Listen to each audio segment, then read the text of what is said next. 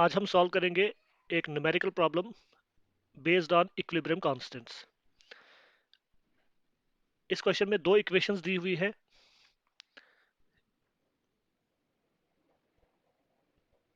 इन दोनों इक्वेशंस के equilibrium constant हैं k1 और k2, और हमने एक थर्ड इक्वेशन है उसके इक्विलिब्रियम कांस्टेंट का रिलेशनशिप निकालना है इन पहले दो इक्विलिब्रियम कांस्टेंट्स के साथ। मतलब अगर हम इस थर्ड इक्वेशन का इक्विलिब्रियम कांस्टेंट k3 मान ले, तो हमने देखना है कि इस k3 का k1 और k2 के साथ क्या रिलेशनशिप है। एक मल्टीपल चॉइस क्वेश्चन है जिसमें ऑप्शंस दी हुई है। तो इस क्वेश्चन को हम स्टार्ट ऐसे करेंगे कि जो फर्स्ट और सेकंड इक्वेशन है उनमें हम देखेंगे according to law of chemical equilibrium k1 और k2 किसके बराबर है। तो सबसे पहले आप देखिए जो इक्वेशन नंबर फर्स्ट है, इक्वेशन फर्स्ट में अगर हम देखें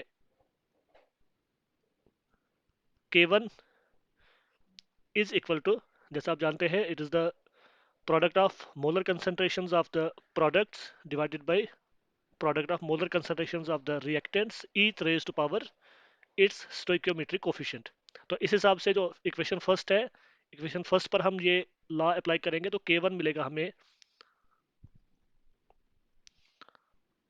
molar concentration of XeOF4 into molar concentration of HF, और इसकी पावर आ जाएगी 2, डिवाइडेड बाय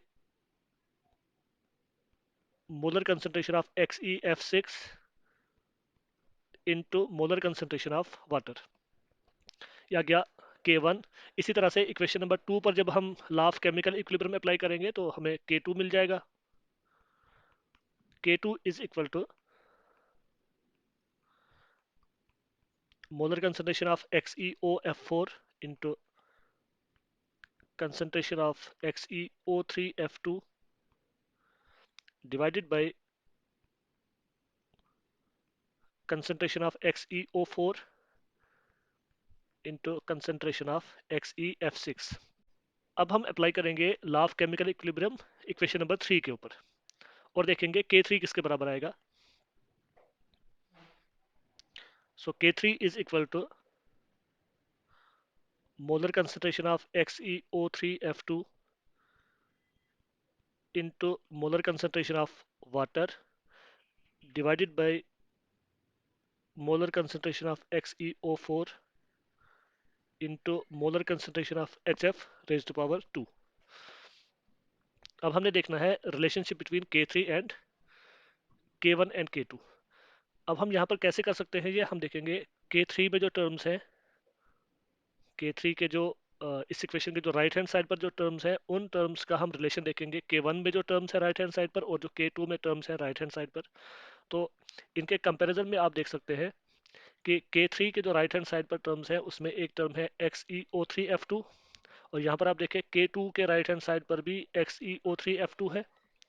इसका मतलब है कि K3 और K2 के बीच में रिलेशनशिप क्या है, दे आर डायरेक्टली प्रोपोर्शनल। तो हमें यहाँ से एक कंक्लूजन मिला, K3 is directly proportional to K2।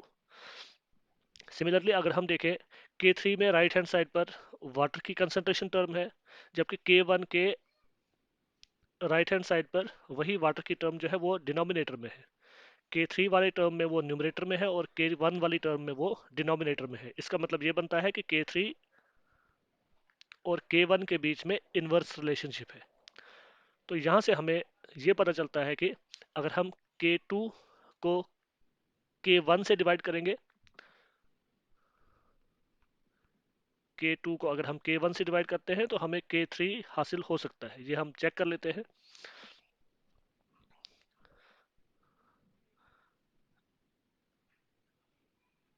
K2 को हम K1 से डिवाइड करेंगे और देखेंगे क्या हमें K3 हासिल होता है। तो K2 की जो वैल्यू है वो मैं लिख लेता हूँ यहाँ पर, XeOF4 into XeO3F2 divided by XeO4 into XeF6। अब इसमें डिवाइड हमने करना है K1, या मैं ऐसा भी कर सकता हूँ कि K1 की जो राइट हैंड साइड है उसका रेसिप्रोकल में लिख लूंगा, इनटू, अब ये देखिए, XeF6 into H2O divided by XeOF4 into HF raise to power 2। अब हम देखेंगे इसमें कौन कौन सी टर्म्स कैंसिल हो जाएंगी। ये देखिए, XeOF4 यहाँ पर भी है, यहाँ पर भी है, कैंसिल हो गए। XeF6 न्यूमरेटर में है, यहाँ पर डिनोमिनेटर में है, कैंसिल हो गया। अब बाकी क्या बचा वो देख लेते हैं। न्यूमरेटर में हमारे पास रह गया XeO3F2 और H2O, और डिनोमिनेटर में रह गया XeO4 और HF रेज टू पावर 2। तो इस टर्म को अगर आप देखेंगे, ये सेम है जो हमने यहाँ पर K3 के इक्वेशन में देखा था।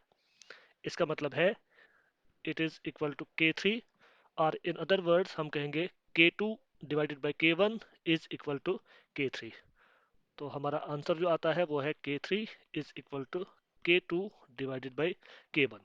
और जो ऑप्शन दी हुई थी, इसमें जो राइट ऑप्शन है वो है ऑप्शन नंबर सी।